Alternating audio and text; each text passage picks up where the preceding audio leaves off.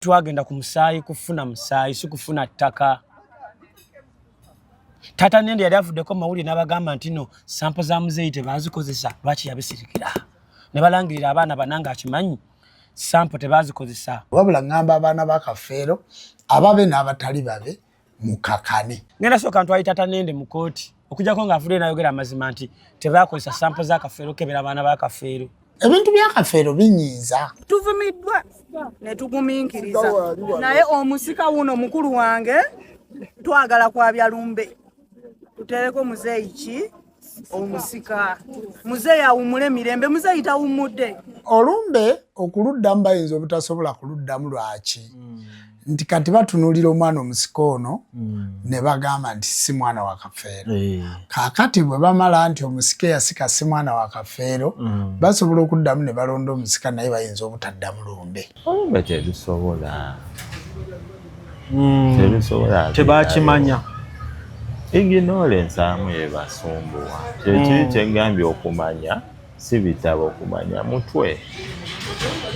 Kati ono omwana ono ate ekirala olumbe balutambuza Kasolya Lunyiriri paka ku Mutuba. So tokeera bukezi ng'agenda okukola banfidde nti nkola ki. Kati abaana tebalina wakika bonna bali ku baana abaana. Paulo Kafeero yayimba naga nti mu bika by'Abaganda nsibuka mu kyajjajja wange Mugema. Bwe ndibeera mu tulo ndigenda mu Mukonkone nzikiriza taboola bantu ba kika. Okitegedde? Ye Paulo Kafeero. Naye Paulo Kafeero bukyafa dyeni ezivuddeyo ebintu byonna bikoleddwa ab'enkima muliwa. Basirise. Ab'enkima muliwa. Ako ke kayimba saabadde na wakata naye ngenda kata mangu. Ab'enkima muliriddawa mu nsonga za Paulo Kafeero bamulekwa bano tukoze tutya ab'enkima bwe ziba dyeni eziganye nga Jumba yazaala abaana 17 n'agenda n'akola dyeni abaana bali 19 n'akola dyeni n'asigaza abaana 17 abaana abo nze nasobola okitegeka naye abaana ba Kafeero bano bwe baati balina gye balaga kiki kye tuyinza okukola ng'ab'enkima situsobola kugula ttaka ne tuteekako abaana bano bwe basobola okuziikibwa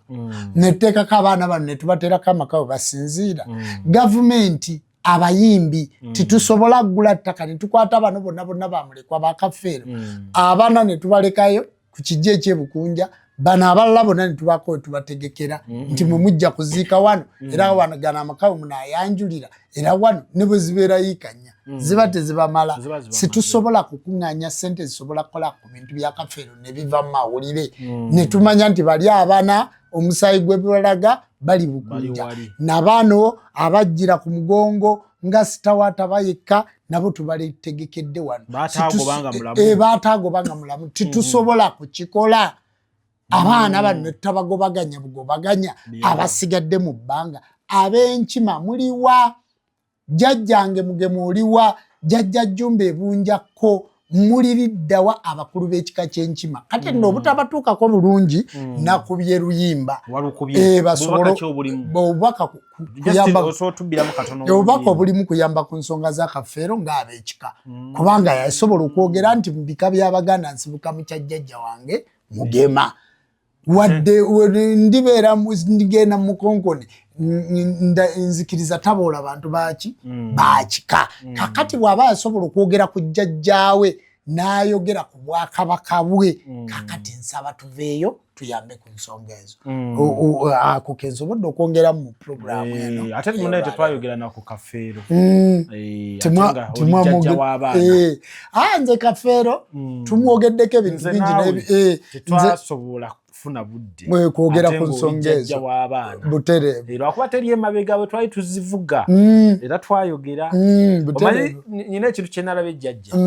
bw'okola ekituufu kibeerawo ebbanga lyonna butereevu twatuuse ensonga za Kafeero okukomawo ng'oluusi tekineetaagisa nakuddayo okukola ku nsonga ezo nga weetaaga laba bye nakola butereevu kubanga twali twayogera ku bintu bingi nnyo nanoonya abantu bangi butereevu nga weetaaga olabe ku biri omanye lwaki biriwo ebiti butereevu abaana bali bagamba okuddamu olumbe olwa Kafeero kiba kituufu munono okuluddamu bayinza obutasobola kuluddamu lwaki nti kati batunulira omwana omusiko ono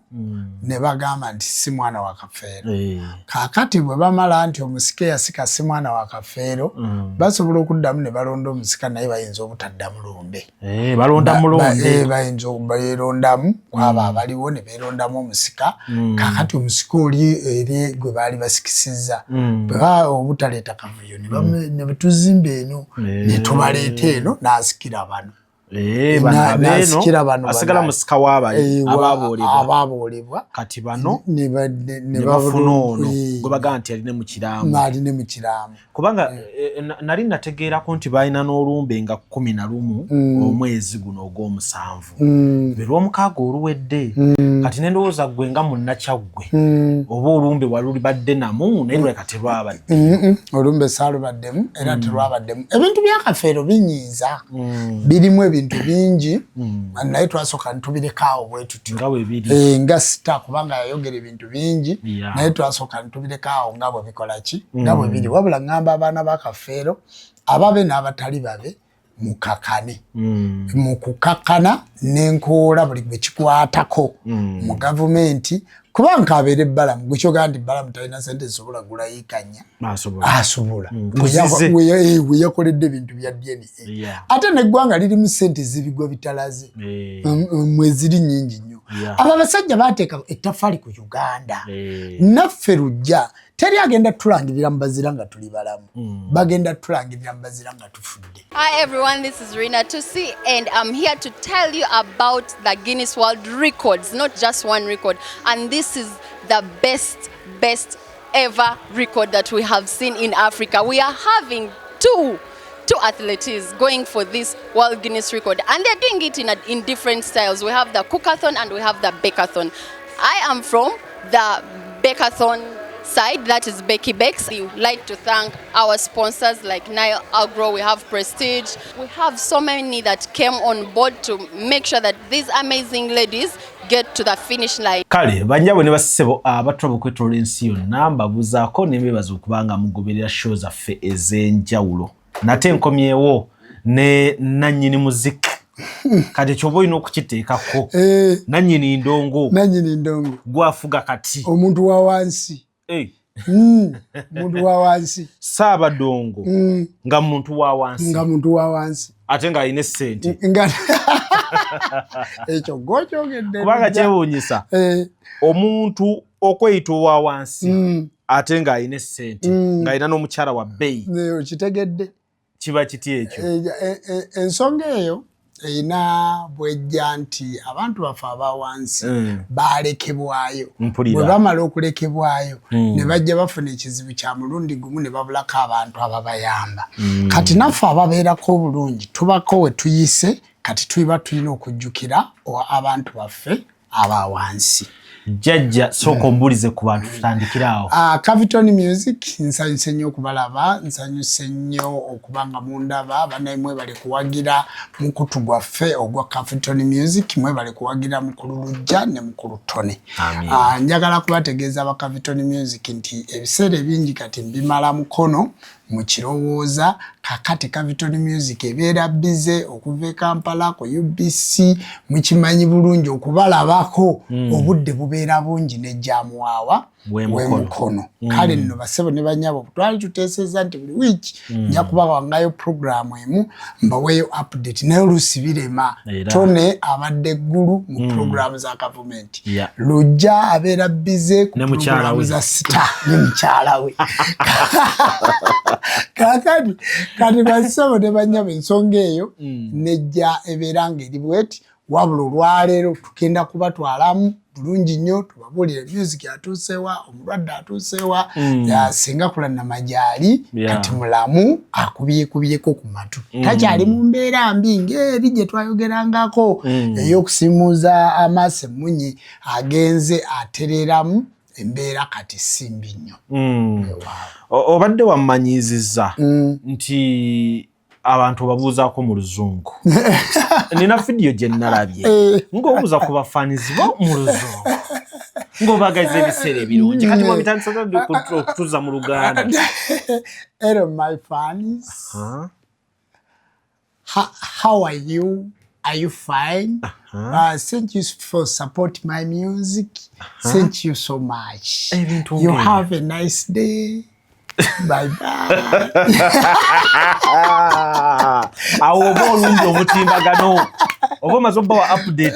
Updates. Nga mazo kujibawa. Oluzungu nkyalugerengetanya. Naye nga nja kuluyiga kubanga ndwetaaga. Toyina bw'oyinza kukola music yono nga tomanyi luzungu. Ebiseera era manager wange mugamba buli lunaku okusala amagezi nzireyo nsome nsobola okukolera abantu ebintu bye bategeera. Oluzungu oluyigira ku baana bo oba oyita musomesa? Mpita omusomesa nduyigira ku baana naye kati ngenda free ku ssomero era nja kuyita nga ndi mu class. Ng'osoma? Nga ndi mu kusoma. Ndwesunga olwo lunaku ng'oli mu kirasi? Nga ndi mu kirasi nga ndi ku lubaawo nga ndi mu kusoma. N'owanika n'omukono mi teacher? Era singa si bulwadde bwa Ssenga Kulanama singa kati ndi mu kirasi. Singa yabadde waali singa kati ndi mu kirasi naye obulwadde bwa Ssenga nabwo butukozeemu omulimu. Bwina bye bwalimesaamu obutambula ebintu bingi byayimirira batataganya wabula update ku Ssenga. Ssenga amawugwe bagateekamu obubaati. Amawugwe bagateekamu plate era sajjala eyo yayita mukamwa. Sajjala eyo yamuyisa bubi okusinga naye ekibumba. Ekibumba baasala olubuto naye sajjala eyo okumuyisa obubaati mukamwa balongoosa amawugwe. Omanyi Ssenga yagenda amawugwe si malwadde naye jjukira yagenda mwezi gwa January. Kati omwezi gwa January guba mwezi gwa bunnyogovu. Kati muzira yali mungi. Muzira oyo bwe yabeera omuziro ogwo gwali mungi. Omuziro ogwo bwe gwamala okubeera omungi gwatataaganya amawugwe. Kati yali tasobola kwebikka, talina amaanyi, tasobola kuteekamu bintu mu bulago, tasobola kwesabika bulungi. Kati ekyo kyaleetera okuba ng'afuna nga gwaliise pneumonia. Kati pneumonia amawugwe gabeeramu ebintu ebiringa eminyira. Bamuyita mu luzungu bamuyita mucus. Kakati mucus oyo n'agenda akwata amawugwe nga tegakyasobola kwebikkula oba okussako omuntu kubeera bwe kuti empewo. Kakati ate jjukira abazungu baalemerwa ddala okujjanjaba ebifuba era kivula nti covid yabatta nnyo. Baalemererwa ddala okujjanjaba ekintu kye bayita ebifuba. Kakati ekifuba ekyo kyamutawaanya nga bamuwa painkiller okutuuka jjukira ekibumba kirwadde, ensigo ndwadde nga takyasobola kussa. Ogenda okulaba nga tufuna operation endala ey'okumusaamu ki obubaati mawugwe naye kati assaako bulungi. Kati assaako bulungi. Kati ekibumba kyo ekibumba bakikyusa. Ekibumba basalako ekitundu kiri ekirwadde kati ne bagattako ekitundu ekiramu. Kati kitandise okukwata era kigenda kutwala emyezi 13 okutereera nga bakitaddemu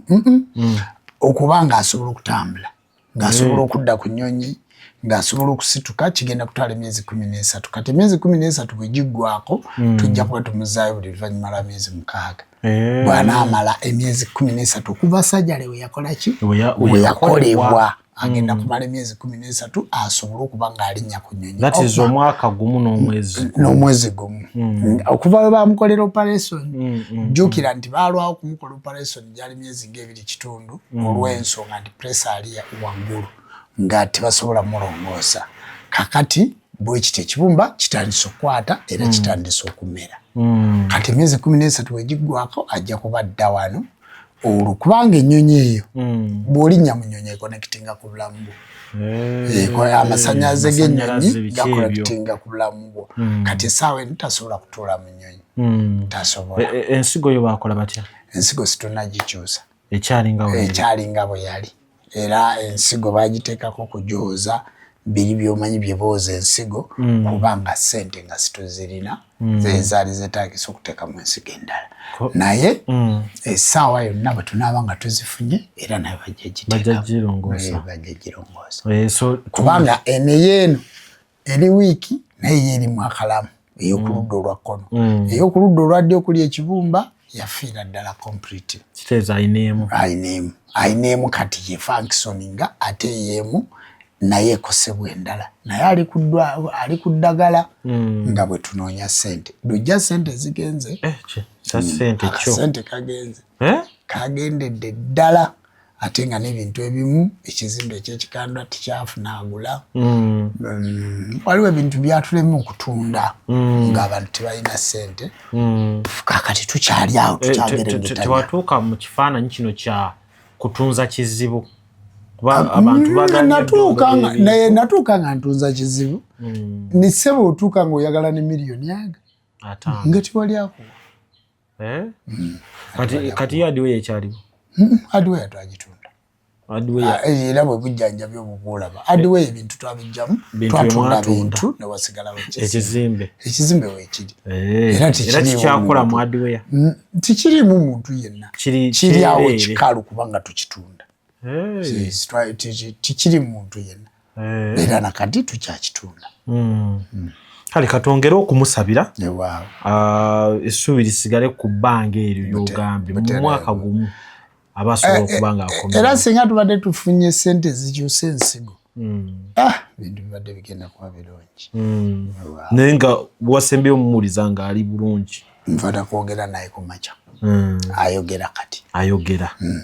bulungi n'olweggulo nayogedde naye amiina n'ekiro nenjogera naye amiina ne ku makya ngedde kwogera naye nga ngenda okukola ddwiro ayogera kati era kati mu ddwaliro yavaayo ali ku apartment takyali mu intensive care takyali mu ddwaliro wali ku kitanda ali mu apartment ez'eddwaliro bamuweera kati obujjanjabi era kati atambula n'afuluma ebweru n'ayingira ne munju amiina ekyo kiba kizzaamu essuubi akyali mu Germany akyali mu Germany kitegeeza awo ab'e Germany basobola n'omusangako ku street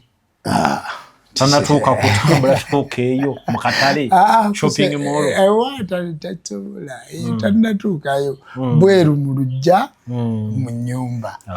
tanasobola kutambula atasobola genda ku street bambi kale katumusabire obulamu budde ate mu kifaananyi wali we tumumanyidde ajja kuddawo n'omubiri naye agusaze alinga nze asaze omubiri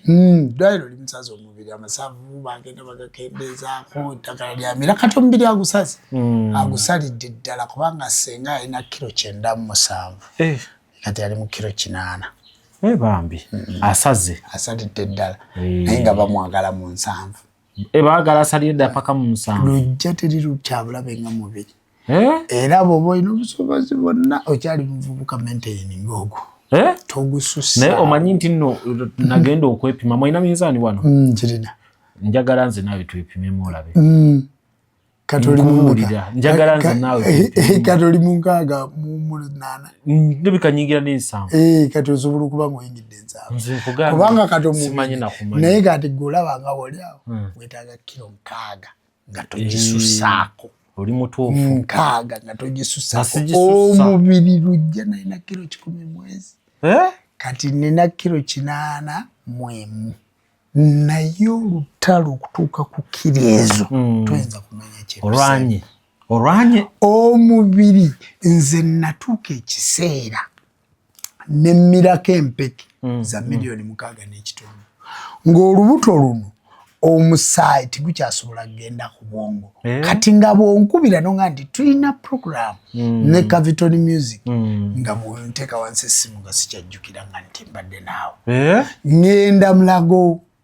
dokita naŋŋamba nti eddagala omira lyabwerere genda okole physicals amagumba go gawanirira kilo 7.5 oli mu kilo 13 omusaayi tigukyatuuka ku bwongo lujja nenkulabira embaga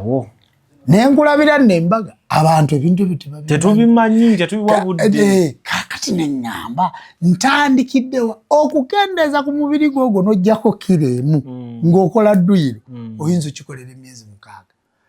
just okujjako kilo yes nengende wa Dr. Tamale ku Timex naŋŋamba nti olina group O positive toteekeddwa kulya nnyaanya era lujja bondaba wano sirya nnyaanya sirya mba zonna nga zirimu ennyaanya yonna ennyaanya ekola omusaayi ate omusaayi nina mungi naŋŋamba toteekeddwa kulya ovakkedo simukombako kedo akola ki kedo akola omusaayi mulungi nnyo naye akola omusaayi aba group oppositive titumulya nangamba oteeka okulya entende mmeka 3 buli kumaca 3 zimaintaininga esukaali oli gwotanywa tokyanywa sukaali asi nkombako onywa amazzi merere nywa mubisi gwa njuki n'entende kati mubisi gw'enjuki gwe ntabula mu caayi nangamba nti ekyo group O nangamba ekirala totekeddwa kulya kintu kyonna nga kirimu ennyano omugaati chapati akawunga kasooli ebijanjaalo sikwatako buli bintu byetunyumirwa mu kulya bye tokyalya ebinyeebwa sikwatako ennyama ne bwendya kilo 3 ennyama bajooza okuva bwe bagikalirira ne bagireeta ne bajooza amazzi agasooka ne bagayiwa ne bawoza ag'okubiri ne bagayiwa ag'okusatu ag'okuna ne balyoka bateekamu karoti simukombako tolya karoti ate karoti ye yali badde alongooseza amaaso naye kati n'amaaso gange gano galaba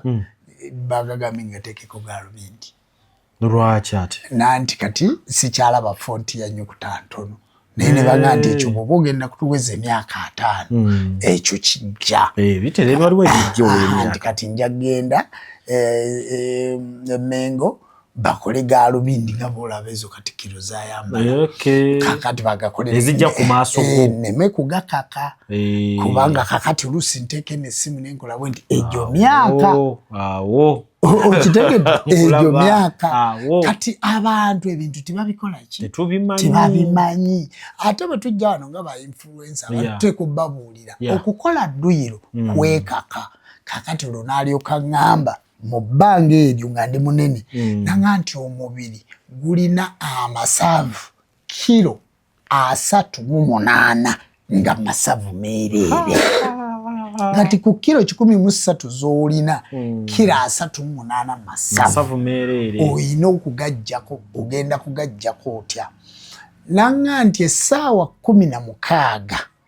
saawa ezo 16 oyina okuzimalako nga tonnalya kintu kyonna wadde giraasi y'amazzi kitegeeza nkoma okulya saawa 12 ez'akawungeezi kati saawa 12 ezi ez'akawungeezi bw'oba wakulya kyaggulu obukyobo obutonotono z'okomako neneebaka kati okuva ku 12 okutuuka 12 ziba saawa mekaawo 12 paka 12 zisa zibisaabwa 12 kakati 12 n'olyoka otandika 1 2 3 4 ezo si 16 kakati ze saawa nga nnyanga sinnalyayo kintu awo nendyayo ebibala n'ekikopo ky'amazzi kati nenzija saawa 5 6 7 8 nendyoka ndya ekyemisana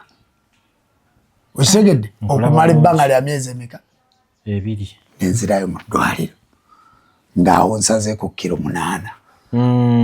omubiri gulye ku masava agali muki mubiri programu eyo nno siginyumiza nkono muntu yonna nsogedde gyogerako wano Capitol Music kakati bwe nzirayo omubiri ne gutandika okulya ku masava agali mu mubiri ne mmala emyezi emeka 3 n'ensala kilo 8 kakati ng'era bw'okolerako dduyiro nga bw'okolerako kwegamba okusala omubiri oteekamu obudde bungi empitirivu kubanga kati jjukira nti emmere eno ey'ettooke gy'olya nze sirya muwogo akalo naalikalidde naye nga tekaliimu sitaaki bateekamu muwogo kakati kalina kuba kalo kokka nga temuliimu ki muwogo kakati ebintu ebyo tulina butto bwe tulya gwe bayita olive oil oyo ne bw'omunywa kuba ne pressure ne bwakkuba okwata akasaanikira ka olive oil n'okolaki naye awunya bubi kakati ate olive oil oyo tagulika wabbeeyi kakati bwe kuba kulya muzigo kulya butto ate ndya muzigo kyokka sinywa mata tonywa mata ekintu kyonna ekirimu amata yogati sikwatako jjajja sente onaaziwoomerwa otya bwe guba muceere basmati gw'olya yes ate nga nagwo oliddeko bagwoza emirundi ena ate nga basmati ate nagwo olyako era mutini bagusiika boyiro gwali badde gwa boyiro gwolina okulya kakati ku eswani eri bweti ogisala bwoti hafu yayo eyo greens n'ogisala bwoti eyo supu n'osa kano ke kamere kabeera kota makati greens ono supu akamere kota ke katono ke katini byonna kulwanyisa mubiri ate tugulaba ogukoze naye baba sibyangu siwojjo verimbi jajja asaze mbunawo osale oyina okikolerera nkugambye nti kati wobadde ondaba wootuukidde kulya bibala sinnalya kati nja kuddamu ndya ekyemisana ku ssaawa 8 oba 9 nkoma 12 kitegeeza dduyiro nja kumukola kumakyo kutuuka ssaawa 6 nga sina kyentadde mukamwadde mazzi n'okudduka okudduka oli mwerere nga ndi mwerere siteekamu wadde ekintu kyonna era kyova olaba tojjukira luli nga njogera nsaakaala kati eddoboozi lyonna likkakkamu kati gaali masaavu gaali mangi kati bino bye bagamba okulya ku ssente zo okulya ku mutwalo gwo oguwoomerwa otya awo oguwoomerwa olina rujja wano ku Capital Music nguwoomerwa ndi ku ndongo ku stage nga ndi mu kuyimba nguwoomerwa oguwoomerwa ebintu byolaba bye bayita okulya ssente byonna bulwadde byonna bulwadde kati nze enkoko njirya naye sirya ddiba olijjako ndijjako kakati ate ku nkoko eddiba lyerisinga okuwooma kati sirikombako eddiba ly'enkoko balijjako ennyama yonna ng'erimu essavu sikwatako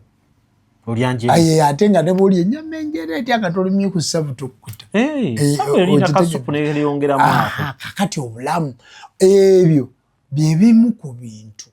obulwadde bwa ssenga kati napimapimamu nenga nti olaba ssenga sente zitugenzeeko bweziti emanca alina obusobozi obusobola okulabirira abaana kanwane ku mubiri era omubiri guno gwolaba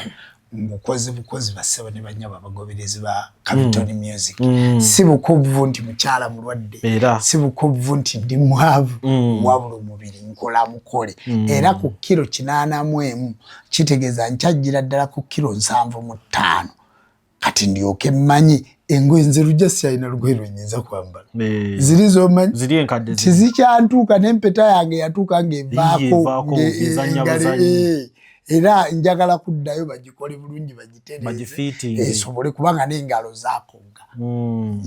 gwomu ku basajja abalemezaako empeta bensanga abasinga mubuuza empeta eriwa nti nyiga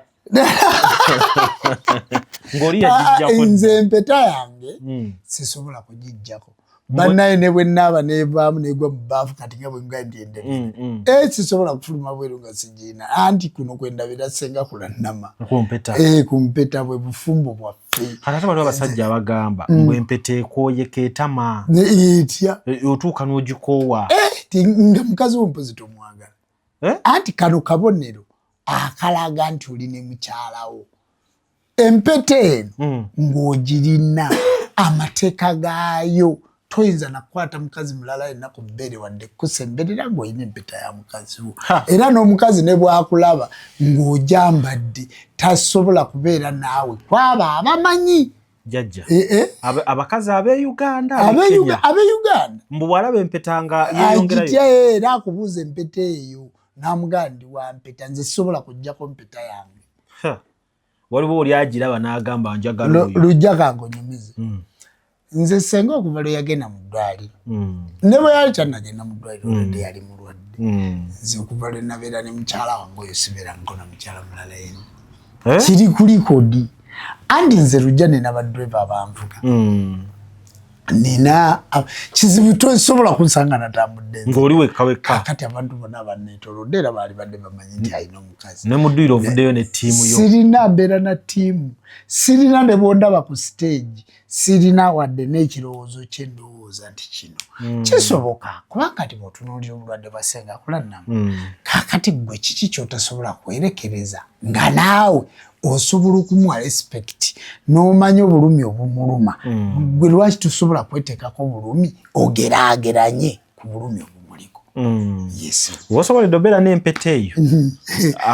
obadde ogati nalibadde nagijjako abantu bazijjako eri n'omubuuza empeta eri kisobola era bwe mba sigiina mu nju sifuluma ya tevaako tojjukira lulinga yakwata ebeera muli mu nnyama era esalawo kubanga teeka kintu kyanjawulo era bannaye mubeeko kyemuyigaawo bisoboka empeta yo n'otambula nayo yiye empeta si yaffe abantu bibanyiiza didda bisoboka anti oyo gwe walonda mbangi okubeera ne mukazi wo okubeera n'omwami wo kitegeeza kubaako bye weefiiriza kitegeeza kubaako bye weerekereza amaka si mangu mazibu naye okwo Mukama Katonda kwakupimira nti olina obusobozi obusobola okulembera banno si mangu ku ludda lw'omwami si mangu ku ludda lw'omukyala tukimanyi bulungi nti abantu tibakolagana naye abantu mu nkolagana muti kukolagana ne mukuumagana ne muyigaŋŋana kakati ate yo wange ekyenjawulo tibiri byonna twabikola naye ekyenjawulo ate ye muwadde era neebaza Mukama Katonda sinziira wano okwebaza Mukama Katonda ne bajjajja nti mwebale kujjanjaba Ssenga Kulannama kubanga natuuka essuubi nga sikyalowooza nti Ssenga Kulannama ayinza okutuusa ebbanga lino awo nno we baamubikira nga lujja nanga amaanyi gakuweddemu nga nti oba nategekako ne ssente ezinaanono omulambo ejjamani nazitegekako ng'amaanyi gampeddemu okusinziira naye kakati ate ndigumite nnyo maanyi geeyongedde kati mulamu kati senga mulamu nebbina lizzeeko senga mulamu n'atulabira awo naye nga katusaba akomewo tugenda ku music nno omutabukidde abantu bali balowooza osaaga ku music sisaagamu anti kati nze ndi muyimbi ne Ssenga Kulannama era peegi zaffe twazitambuzanga babiri kakati mu kuwummula kwe mu kulwala kwe mu mbeera gy'alimu ate nze nalina okusigala nga nkutte ki ettaala era tulina program bagiyita music ddagala tugikola buli lwa Sande okuva ku ssaawa 4 mpaka ssaawa 7 nina ebivulu kumpi kati buli posta ennene gy'omanyi mu Uganda posta eteeka okubeerako Jjumba Lubowa Ligawesa buli posta ennene mu Uganda gwe woomanye wali ekivulu era bassebo ne bannyabo ba Capital Music mbayita ku kivulu tondeke Kololo ne King Saha mbasaba mujje tuwagire King Saha tondeke Kololo mujje mutuwagire tugenda kubeera eyo ne mbayita ku kivulu ekyakadongo kamu mu kikadde ekigenda okubeera wano ku Serena Hotel mujje tubeereyo eyo nayo genda yimba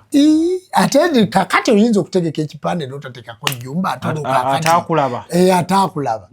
mu kivulu ataakulaba yakugaya ate bw'otanteekako katuluba ogenda kukola ki abawagizi mu Uganda bali kuffe nze ngenda okutegeka ekivulu wano ekigenda okusingako emmeeza ennyingi emmeeza ennyingi simanyi bwe zinaalaga konsati yange omwaka ogujja njagalako emmeeza 1,000 nga buli mmeeza yakakadde mmeeza 1,000 zinaabira mu kifo ki oba Nambooli oba wa era bapromota bange Sabula Boss anoonye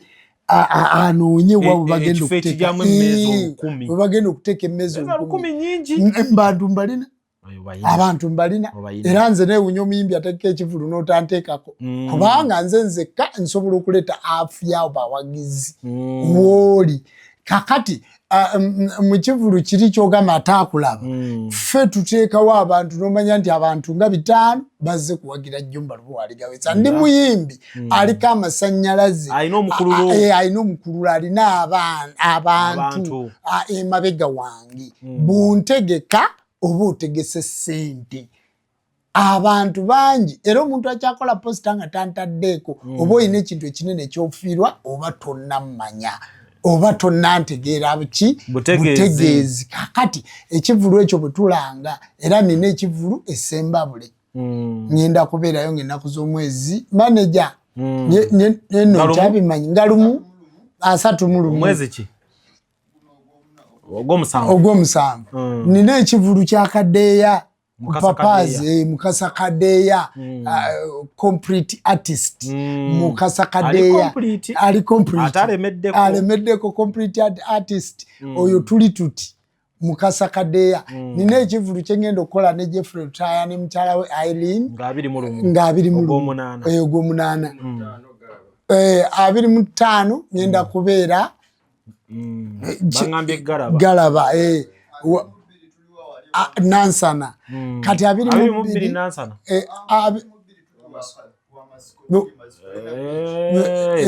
Masaka ne 23 Kakuuto ne banna program omuyimbi ali busy Nante akayimba tewakawulidde omuntu wa wansi. Ekintu kyogayo okubanga ekitono kyaligejja n'ekisuka omuvule omuntu wa wansi bw'aba akaaba lwalisirika gwerinda ekijja kati ke kayimba kentambuza bakayita omuntu wa wansi. Era gwayagala gendako ku YouTube yange wandikamu erinnya Jumba Lubowa aligawesa genda ku music omuntu wa wansi ali ku update era gwenta kapya akatambula album no namba bagita omuntu wa wansi ngera bolaba album namba jenazizaako je bayita super power album namba n'omuntu wa wansi album namba omuntu wa wansi album erike enyimba 9 super power erike enyimba 14 sigatta bintu togattika sigattika kitegeeza eziri ku album ya super power zezitambula za kidongo ekitambula za kidongo kati era concert yange omwaka ogujja tugiyise super power mu muntu wa wansi katusindike bannange super power mu muntu wa wansi ngenda girangira emyezi ku buli TV ku buli radio era ngenda kola concert satu ngenda concert esooka ye waffe Mukono je ngenda okubeera concert eyokubiri Masaka concert eyokusa ejenzalwa concert eyokusatu Kyotera eka eri Ekasensero kati ngenda kola concert meka satu ezo zezindeta mu ndongo Kampala kulinde Kampala baninde lwaki nti omuntu otandikira wammwe abantu era emmeze ez'olukumi ziri wano waffe Mukono n'abe Masaka nabo banaweza 10 nga ngende Masaka n'abeera Akayi banaweza 10 nga ngenda kubanga ye wali abantu bange nze nina omukululo era endongo ngenda kugikubira ddala lwaki mwaka gujja concert eyo twambadde nsobola n'ogikola omwaka guno naye lwaki mwaka gujja ninda senga kulannama ndabirako n'amadda amadda gasenga kulannama kati ngenda kuba mulinda concert eyo egenda kutegekebwa abantu egenda kutegekebwa manager wange egenda kutegekebwa aba promoter bange concert egenda kubawo era abantu webali era bannayuganda meza tozisedde nnyo 10 ngambe meza inabira kakadde najitadde ku kakadde sina ya mitwalo 5 sina ya mitwalo 3 nine meza ya kakadde n'okuyingira emitwalo 5 n'ebiri ngenda kugula meza ogenda yanziza olabye ate kapito ntakulimba ngenda kugula meza atojja kunyongerezaako naye tonjalimba sente ojja kunyongerezaako ngenda ogenda gule meza kale ndo mutima gwakwagaliza muyimbi era awo ndyoke nsetinge ebbeeyi yange nagenda okuva mu kivulu ekyo nga bagamba kati ennaku zino kati ndi ku promotion sina muyimbi gwe nsaba ssente era nze sina muyimbi agenda kumperekerako nga ngenda muwayo wadde 10 nange mbawerekedde mbabeereddewo ate bagule nemmeeza kubanga nange bulijjo ngenda ngule emmeeza ate n'okuyimba nenkolaki nenyimba era abayimbi ba Uganda bonna okuva ku David Lutalo Walukaga Masiasi Samisa Kisemakula Ronald Mayinja abayimbi ba Uganda bonna Aliyeni Sikini Chimenke Kingi Saha bonna abayimbi ono muto wa Bobby Mickey Wine bonna abayimbi mbawerekedde bamuzero Fred Sebata bonna bajja kumperekera nsembye rwa magwa wano ne muzero Fred Sebata tubadde nasabula lwamagwa baba ne bagandi ajene waffe nabo bakyetegeka bagandi awo kiri outreach jirete ne waffe bagandi bane mulindeko manager wanga ajja babuulira gwo muziki siri ono mwana atamugenda muyimbira MC Meya ate MC Meya simanyi Eganda Nansana MC Meya yamuwadde posta yaffe tannabatuukirira naye bwana atuuka mpulira yayaneyo nti njagala omuyimbi saabayimbi ku posta njagala omuyimbi saabayimbi ayimbe ejjajja Juma naye kati atuwa batannatuuka MC Meya nja kujja gwe jangu ontuukirire omanyi abantu bwe babeera olujja bantya balowooza nze sisaba ssente omuyimbi TTV agenda kumuyimbirako Jento Mulindo agenda kumuyimbirako abayimbi bonna mbayimbirako kakati ekibandeetera okubayimbirako nabo bakole ki bakuyimbireko babeerewo nga mulonchi yange ey'endongo ng'olunyingira endongo butereevu va kwere yali ku New Abrigato era update wonna ku bitimba byonna Spotify Boom Play Apple Music yonna music akola ki jali ye music adduka omuntu wa wansi mbadde n'akamuta tanaweza wiki tenaweza naye kasimaze okusuka mitwalo 10 genda ku kitimba okalabeko kasuse mitwalo 10 abantu balaba comment ziri okwo lujja nakoze omuntu wa wansi omuntu asana kusinzira ku Capitol Music agenda akebere ku yegamba nendaba video nga ebyaliwo abantu byennyini nga bituukawo nga woli nabo nga ndi nabo ate nze sina kifaananyi kye nakozesezza si kikyo nga nakijja ku TV bino nti osaze wali kugu sirina buli kifaananyi kye nakozesezza mu luyimba ffe twakyekwatira ne kamera yaffe era oluyimba luli mu 6K oyongedde ebisuko mu music timulimu bino bya video za mu bitooke kano kajeno funayo mu luyimba lw'olukadde olaba omukyalo oyo akaaba ffe twamwesutingira ffe ku ground era abaaliko nga bakonezo tractor zonna zolaba ezaakona ebintu kabaka n'abazunga wendi twalinya boda swi ne kamera yaffe naye nga kamera oyinza ogitunuzaamu nga tuli distance wabula kamera ez'amaanyi ziba z'amaanyi ngaemunoga ekifaananyi nga woli ku ground kubanga omuyimbi agenda naddira n'aleeta ekifaananyi kyonna nga kirungi naye n'aleeta okuziika kwa Kafeero najja kuteeka wakuyimba ng'alinga bamugema bano abakafa tabalaba abayimbi bafa Gerard Kiweewa yafiiriddwa mukyala we bw'oba oyagala okusuutinga vidiyo ng'erimu okufa genda mu eyo tegeka oluyimba lwo olinde okufa okw'amaanyi okubeeremu naye gwe buli mufu n'oleeta okuziika kw'abasudde kamera ezaakwata zaayitako dda ne bw'obi completing otya ne bokola otya biba tebikyayinza kutereera na mulembe ogwo gukola biba tebimakinga kakati nze ebyo nabijjawo mu kadongo kamu mulekeraawo okujja ebifaananyi mu nnyimba z'abantu abalala bw'oba okola vidiyo bagisuutinga leeta vidiyo nga yo yes nga yeeyo kale nno ebintu ebyo waliwo akantu ke nalabye njagala kukuzaako mabega kuva ku mulamwa gwa music nsomeseko abantu nga bwe bali ba influencer oluyimba olwo olw'omuntu wa wansi olulaba lwasitudde Honorable Namere lwasitudde Honorable Balamu bagenze mu masomero naye nga bw'otunuulira amasomero babaza abaana 1,600 naye nga mulimu 4 ezo ssente zonna za muntu wa wansi ziba zikola ki zifa basasulira ndooza bebo betuyita basado minisita beba bekisikirize kakati n'otu bagosti ne basasulira emizimu n'otuuka ku luguudo minisita yalinyeeko engatto naye nga dola zagenda simanyi biliyoni 600 naye nga tosi abantu lye balinnyamu ne batuuka mu masomero ng'ebibiina byonna bakkaawo njagala okubabuulira gavumenti eno nga tonnagenda wantu walala waliwo abantu abatakyusa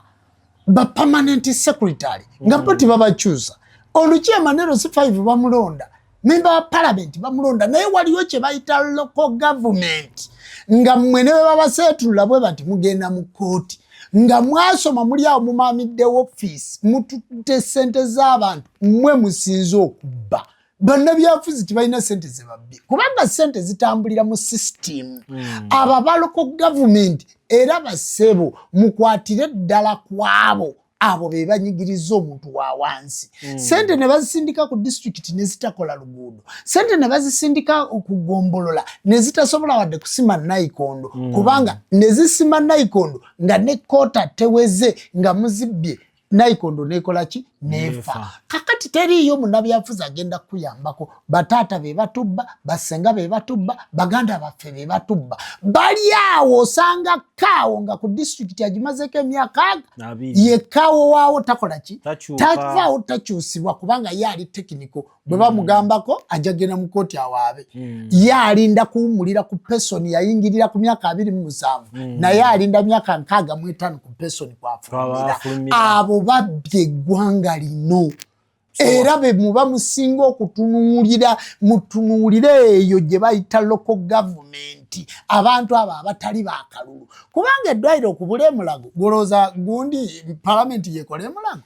wabula waliyo bano ba local government abo abakola mu byeddagala abakola mu ministry mu ddagala ly'ebirime era abo be babbye sente z'omuntu wa wansi abo bo mbakwatireko ddala temubattira ku liiso timubattira ku liiso kubanga sente zigenda mu palamenti naye gwe okimanyi nti palamenti erina kiraaka okimanyi nti palamenti erina permanent secretary nga buli muntu yenna yakwata akasente ako konna akayita mu palamenti nga kayita mu mikono gye kakati mukwata mutya ababbi ng'oyo waali abo be mbamukwatirako ddala mubateeke eruzira kubanga be basayininga ku ssente kale nno mu wiiki eno ekintu ekisinza okunsanyula n'abakola ku malwaliro nammwe mukole bwe mutyo nga Balamu ne Namere kye bali mu kukola nammwe abali mu ministry y'enguudo nammwe mukole bwe mutyo nga Balamu kyali mu kukola mugenda kuyambako omuntu wa wansi ebyo bye nali ntegeeza mu luyimba omuntu wa wansi era nagamba nti omuntu wa wansi akoledde ddala naye ekiremeseza be babi bebo bye nali njogerako kubanga gwe member wa parliament tugenda kujjako akalulu kaffe otuule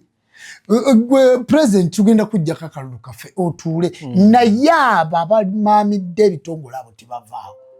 bono okulonda tibalonda ne campaign tibakuba bafuna ebifo baamala abo be mbamukwata kaabo so omuntu wa wansi ekyo kye nali ntegeeza kubanga sente zivaayo waggulu zina pipeline nezikka naye president tagenda kujja wano atuyolere kasasiro tagenda kujja wano alaba akakuba akagenda enjerere oba alongoosa oluguudo lw'ennakawuka waliwo abantu abalina system eyo era nsaba mukulu Tony programu yange eno egende ku UBC bagirabe abo be bantu abatawanye eggwanga ensonga etambule era nze ngikoneramu etambule buli muntu yenna ali akasente k'omuntu wa wansi nsabye mu mukwate so olajanira Minister Balamu ne Namere naddala eno emikono gy'owangaalira mu Masaka gy'ozaalibwa emukono wano olabawo baatuweereza sente nga za kukola luguudo lwali lugenda kuyita mu kikaawo engabana bwe yalema disitulikiti y'emukono yazzaayo sente ne bazeetika ne bazizaayo era nti bajeti bweggwako nga sente temuzikozesezza mulina okuzisitula muzizeeyo mu ggwanika lyaki engabana bwegana naye ebizibu bye tulina mu Uganda waali baddewo disitulikiti ezaayo sente yali baddewo lujja kakati nsaba minisita Balamu emukono mukeere bukeezi nsaba b'oluva Bulambuli oluva Embaale mujje mutuukeko n'emukono bwe muva emukono muwolekere ewaffe Masaka bwe muva Masaka muwolekere ekyotera kubanga Namere ye wammwe honorable Namere minister eyo mutukwatire ku bantu bali eyo bamaamidde ate waffe Butambala emidaala ne Butambala bagendeyo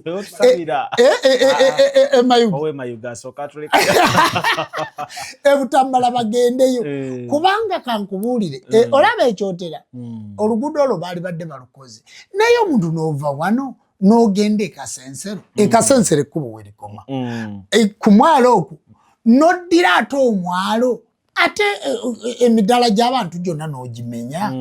obudaala bw'abawejjere bwonna mu bumenye namwandu mwabadde ajja 10 okulya amazima Uganda ebadde ennungi daba ate tuzze mu ntalo lwaki tuddayo ku byayita bibi ebyo byebiri mu luyimba omuntu wa wansi lwero oluyimba lw'omuntu wa wansi lwe twogerako era mu music era nina n'akayimba akalala kendeeta akayimba kano kagenda eri wajjajjaffe Mugema Paulo Kafero yayimba naga nti mu bika by'Abaganda nsibuka mu kyajjajja wange Mugema bwe ndibeera mu tulo ndigenda mu Mukonkone nzikiriza taboola bantu bakika okitegedde ye Paulo Kafero naye Paulo Kafero bukyafa dyeni ezivuddeyo ebintu byonna bikoleddwa ab'enkima muliwa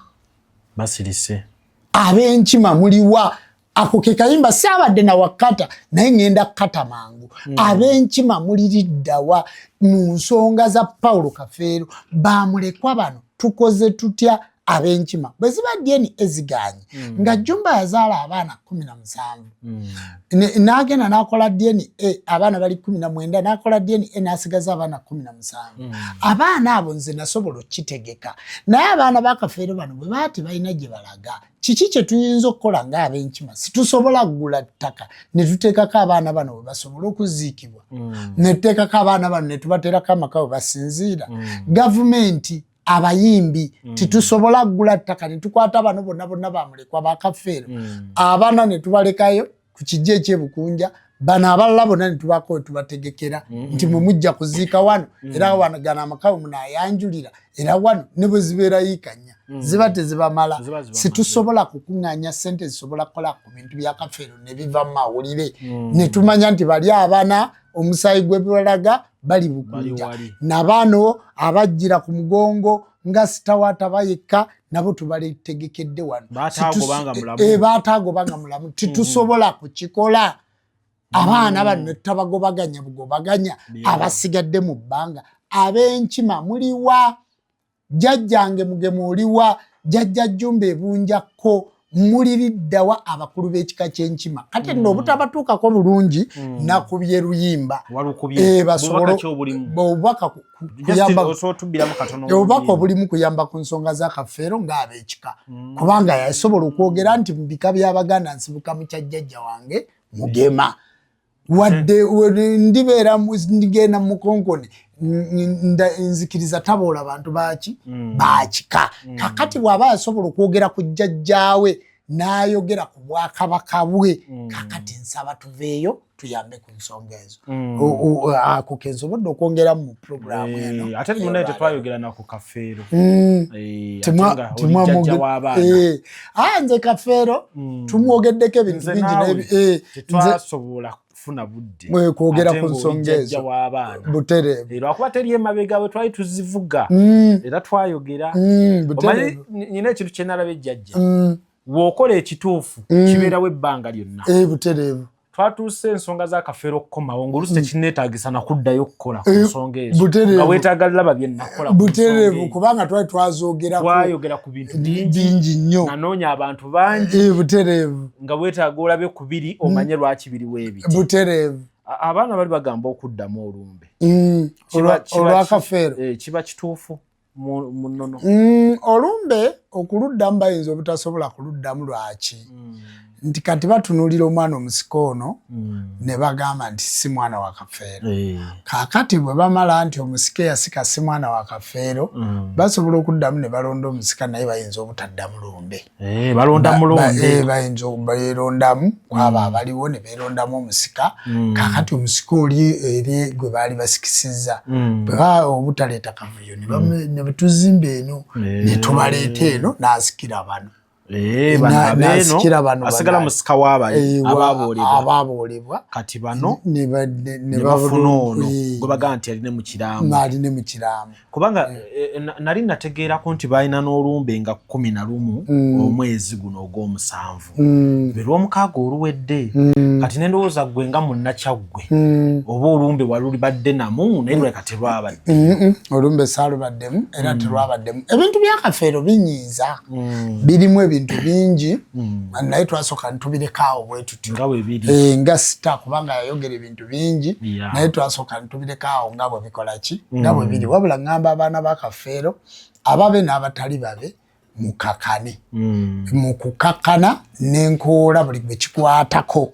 mu gavumenti kubanga abeera ebbalamu gwe kyogamba nti ebbalamu talina sente zisobola gulayiikanya asobola we yakoledde ebintu bya DNA ate neggwanga lirimu sente zibigwa bitalaze mweziri nyingi nnyo abo abasajja baateeka ettaffaali ku Uganda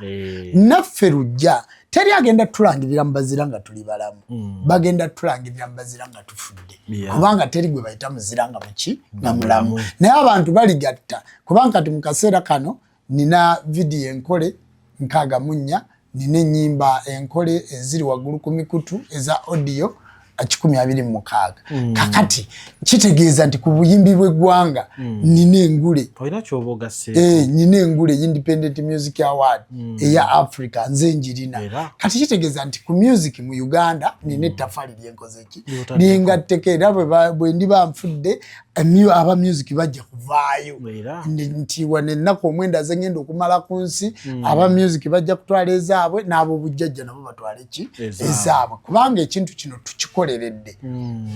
basabo ne banyabo mulaba twogera ku Ssengakulanama tetuva mu mawulire kubanga yakolera eggwanga lino Ssengakulanama yakola ebintu bingi byakoledde ensi eno nti kakati alina okusigalawo nga bbaawe amwogerera wadde ye tali mu mawulire naye ffe tulina okusigalawo nga twogera ku linnya Kulanama kuba Kulanama toyinza mujja ku ttaffaali lya Uganda akoze ate ne mu music wa Uganda era Ssengakulanama toyinza kumujja mu lwaki nti yakola oluyimba abakyala babbeeyi abakyala b'amaanyi buli kimu kyonna kiba ku mukyala oluyimba olwo baluyita abakyala buli lunaku lw'abakyala tewaliwo TV etakuba luyimba kakati Ssengakulanama naye alina hit eyo nze Ssengakulanama yampa Douglas era go Douglas mumanyira ku Ssengakulanama era yakwata vidiyo ye eyasooka kakati toyinza kwogera ku music n'obuuka Ssengakulanama tosobola kubanga alina ebintu bye bakola bye bataddeyo kiringa bweyogera ku music wa Uganda n'obuuka Dr. T kumpi hit eziri mu Uganda bwe ziba 215 years one enyimba ez'amakulu era ennyimba zonna zaleeta basita ababandi zonna nnyimba za Dr. T akoze omulimu kakati Dr. T toyinza mukolaki mubuuka n'omubuuka waliwo n'abantu abalala bangi botayinza kubuuka oyinza okuleeta emizannyo gya Uganda n'obuuka Rosias Matovu Joy osobola okubuuka Ssenkubuge Siasa kakati waliwo abantu abazze nga bakola ebintu bino kulikayo wawerekedde omwana omuwala maama wa Fina Masanyalaze tiwasobodde Fina Masanyalaze ali awo ku UBC ali kumpi nammwe akola mu kitongole ku National Theatre bannaye basebo ne banyabo kitalo nnyo ekya maama wa star waffe Fina Mugerwa Masanyalaze banaye kitalo nnyo kitalo ddala saasobodde nabadde nina emikolo gya bujjajja egimpuuba saasobodde kubeerayo naye kitalo nnyo olumbe lwabadde kawaalaawo oba baziise Wakiso banaye kitalo nnyo Fina Masanyalaze kitalo nnyo kitalo ddala amukwano gw'Ejjumba Lubo aligawesa akubagezaako omanyi nti nno kyenalabye ku Fina oyo n'abalala nti maama w'omuntu ne waafa ku myaka 8 asigala lumayo omu ng'ono afudde ku myaka 9 nkugambye n'ekyenda kisigala kikuluma kakati ate abaana abawala balumwa nnyo bamaama kubanga mama kyayitamu kumuzaala naye aba yakiyitamu ng'akola ki ng'azaala ate walabima Fiina Masanyazi ne mama babadde nga bisente bya 10 nga bafaanagana okukamala yazirise byamuweddeko yazirise mu kuziika tayinza butazirika Fiina Masanyazi abadde ayagala nnyo maama we kitalo nnyo kitalo ddala tukusasiddeko mukadde Fiina Masanyazi era nja kunoonyaako awo ku National Theatre bakiyita kukubagiza nzije nkukubagizeeko ku lwa maama era yewaawo kibi kale kakati nga tumaliriza nawe wenyini obubaka mu nnyimba zo ennyimba ezimu tusubire nti mubeeramu obubaka obukukwatako ng'omuntu gwe wenyini nkoze ennyimba nyingi kakati ng'oluyimba lwonna Super Power obubona bubaka bwange bukwatako kunze era bw'owulira oluyimba olwa Super Power kumpi neeyogerako nze jjumba Super Power balangira abalya mmere Kasamitala ndi munene atanjagala simwagala gwe bayambe tonnalaba si balungi abalya mmere baseka nnyo baseka mpewo nga munda mu bbo yeddunda yakola mitima yatukweka ensolo ezirya bantu abo tebannalaba gundi tyannyo omulya mmere gwe seka nabo mulye n'enkoko gwe lwolifa balinywa bbiya nze nkizudde ndi mugezi n'asirise tiyejjusa Oli mugezi kadate nyina kenkwagalako kaliko wagamba nkunkumuke munonye munandaba nkunkumuke gye munayita obanga kinnamunungu ogenda osuula amaggwa kale munkubulya paati yanyumira mu luyimbo yeyo okumuke nkunkumuke gye munayita kuba nina dda abantu awo nga tebamanya ni gwe badiringa naye tebakumanya butereevu kakati abantu si balungi kati obwo bubaka bwange bwa ku mutima gwange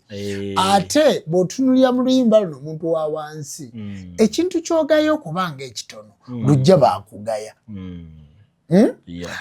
nze bangaya kati ekintu kyogayo okubanga ekitono kyaligejja ne kisukka omuvule kubanga waliwo gw'otuukako nga toyinza gukwata n'ogumalayo omuntu wa wansi bw'aba akaaba lwalisirika osobola okuba omuntu ng'akaaba naye bw'asirika ne bakusamba tukyuka nodde ne bakuba omuntu atuuka neyeebuuza lwaki tayogera kiki kyazzaako kakati tolindanga kunyigiriza muntu kutuuka kusirika omuntu bw'asirika oyinza gwojotunye mukazi wo nga yakunyigidde mu nju nojja n'asirika n'akuterawo mmere ku mmeeza n'addayo buli oyinza obutajirya oga nti kiki kino tanzitira mu nju abalaki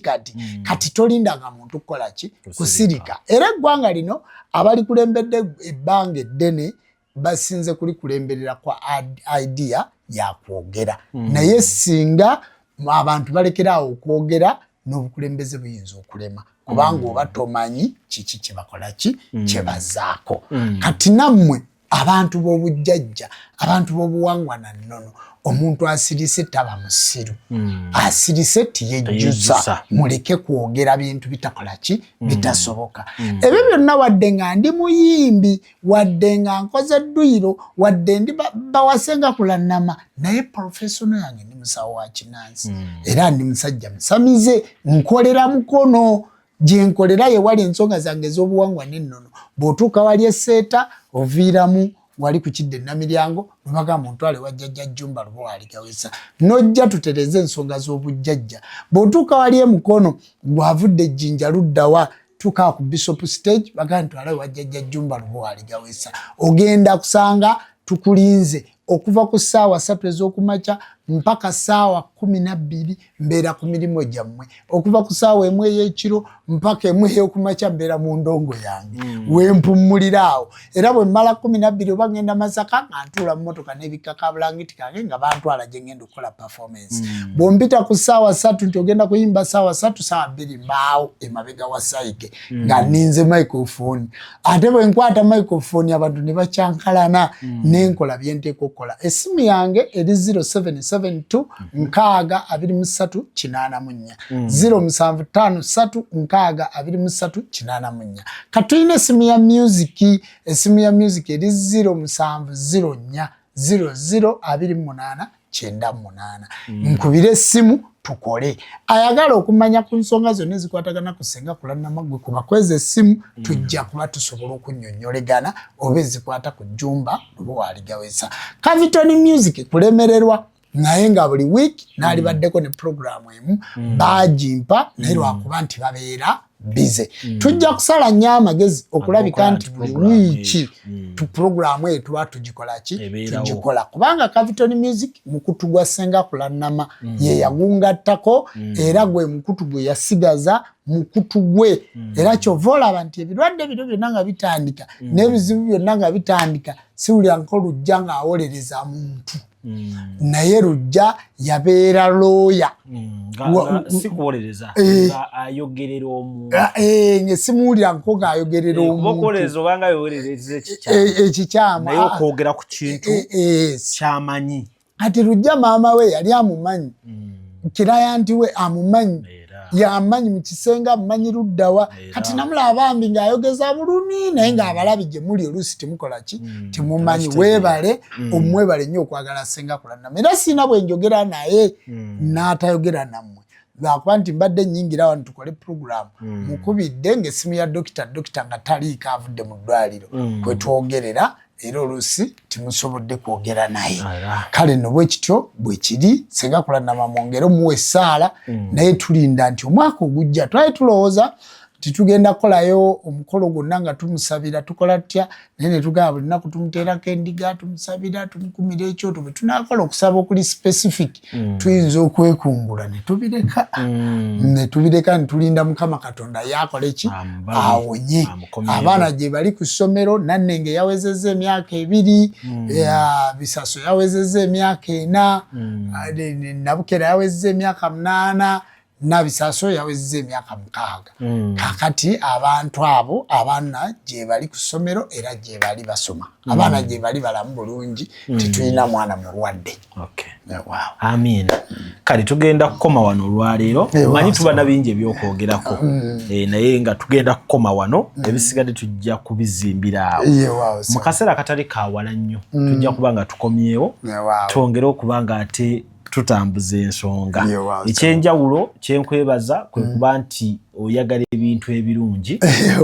ate oyagadde music mu ngeri ennungi ti studio ng'eno nensanga wano nga wakoleddwa weewati eri waliyo eya audio eno ndaba ofiisi z'abaddaaga nga membeera nnungi nnyo mu kifo kino kubanga bw'otakyetegekera music ono twali tumwogerako nga tugamba nti abantu bonna abakola music njagala otunuulire omuyimbi Sam Masias Walukagga talina kigambo kimwogerwako mbu eva smart nga tali smart abeera smart kakati Walukagga ye muntu afuluma n'amala mu ndabirwamu essaawa ezi 2 kubanga star alina okufuluma nga asikiriza naye n'osanga omuyimbi ekigatto kigudde olubege kikoze bwe kiti influencer nga olina kyogenda okukola abantu bakusasulira kukulaba kakati mu kukulaba okwo oteeka okuba ng'onyuma era twebaza abayimbi be tulabirako n'osanga omuntu nga bamuyita Road Fred Sebata era nga Road bw'omusanga mu kkubo omulaba era nga ki nga Road tuba n'ebizibu byaffe naye olw'okuba tuli ba influencer b'abantu tukola ebintu bino nga bikola ki nga birina okubeera weewaawo so webalire ddala nsaba Katonda abakuume ebisigadde tujja kutandikira awo akuume ssebo nebaza ttiimu yo yonna bonna mbebaza Douglas ne ttiimu yo mwebale nnyo gye mutuusaako engalo tebakoze bubi tebakoze ate Daaga nkoledde ddala bulungi muve nako ku ttiimu ninako Kaka omukenkufu ninako Kaka omukenkufu akwasaganya omukutu baguyita Jjajja n'Embuutu tuyinako Pijo Alex Lwetutte yakwataganya omukutu gwe bayita SK7 Media tuyinako Morgan ne mukulu Kamoga be bakwasaganya Ennono TV. Kakati tuinako Sedo Sedo yakwasaganya Omkutu Jumba Lubowa Aligaweesa. Era oli yakwasaganya program Music Dagala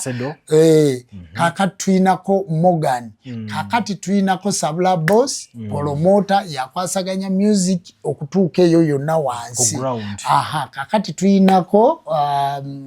Fiction Douglas ye manager w'omuyimbi. Toyina kintu kyonna kyokola na muyimbi nga manager Douglas takoze eki. Era eyo nagyondaba ku TV gyolaba obuyimba bwange manager Douglas yakwasaganya era ya readinga team eyo yonna nga bwogirabye. Kakati abayimbi bonna ekibasumbuwa butawuliziganya na bamanager baabwe. Teri muyimbi asobola kuba w'amaanyi nga manager oti mukwansa